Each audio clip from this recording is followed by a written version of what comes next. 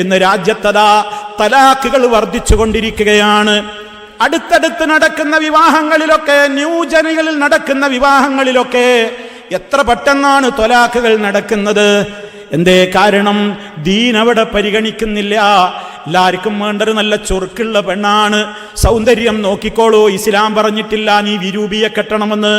സൗന്ദര്യം നോക്കാം, ധനം നോക്കാം, തറവാടിത്തം നോക്കാം, പക്ഷേ അതൊക്കെ ദീനുണ്ടെങ്കിലാണ്. ദീനുണ്ടോ എന്നാണ് ആദ്യം നോക്കേണ്ടത്. അതുണ്ടോ എങ്കിൽ നീ ബാക്കിയൊക്കെ പിന്നെ നോയിക്കോ. നേരെ മറിച്ച് ദീനില്ല, പിന്നെ നീ ഒന്നും അവിടെ നോക്കാനില്ല.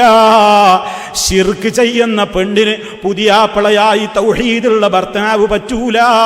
ശിർക്ക് ചെയ്യുന്ന ഭർത്താവിന് പുതിയവണ്ണായി ഒരു പെണ്ണ്, ആ നിലക്ക് തൗഹീദുള്ള പെണ്ണ് പറ്റൂല. ഇതല്ല പറഞ്ഞതല്ലേ? ആദർശ പൊരുത്തമാണ് ഒരു കല്യാണത്തിന്റെ ഒന്നാമതായി ചിന്തിക്കേണ്ടത്. ആദർശ പൊരുത്തം വേണം. ആദർശ പൊരുത്തം ഇല്ലെങ്കിൽ എന്താ പ്രശ്നം? സമാധാനം ഉണ്ടാവില്ല.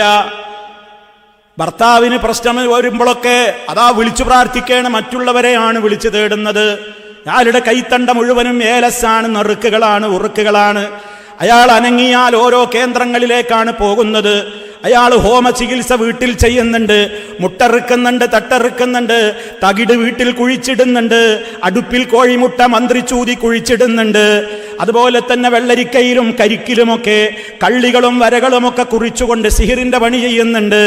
അമ്മാതിരിയുള്ള വേല ചെയ്യുന്ന ഒരു ഭർത്താവ് നടങ്ങുന്ന ആ മനുഷ്യന്റെ വീട്ടിൽ തൗഹീദുള്ള ഒരു പെണ്ണ് പോയാൽ ആ പെണ്ണിനവിടെ സ്വൈരമായി ജീവിക്കാനൊക്കുമോ?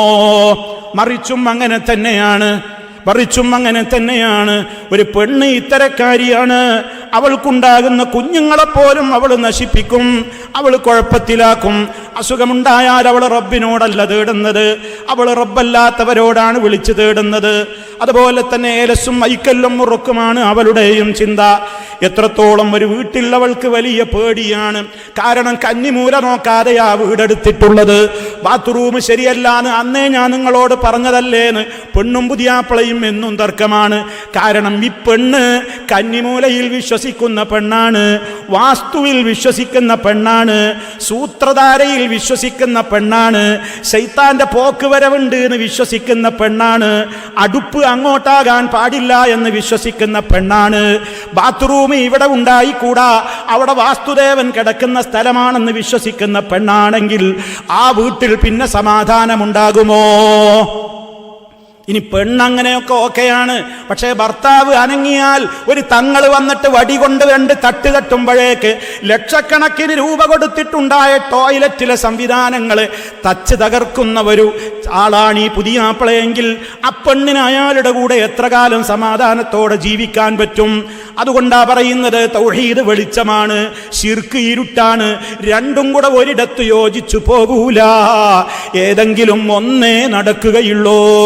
അതുകൊണ്ടാണ് ബഹളം വരാതിരിക്കാൻ ആധികാരികമായി റഹ്മാനായ റബ്ബ് പറഞ്ഞത്, മുശ്രിക്കത്തായ പെണ്ണിനേക്കാൾ നിനക്ക് നല്ലത് കാണാനൊന്നും അത്ര ചേലില്ലെങ്കിലും മുഅ്മിനത്തായ ഒരു അടിമപ്പെണ്ണാണോ, അതാണ് നിനക്ക് ചൊങ്കത്തിയായ ഈ മുശ്രിക്കത്തിനേക്കാളും നല്ലത്.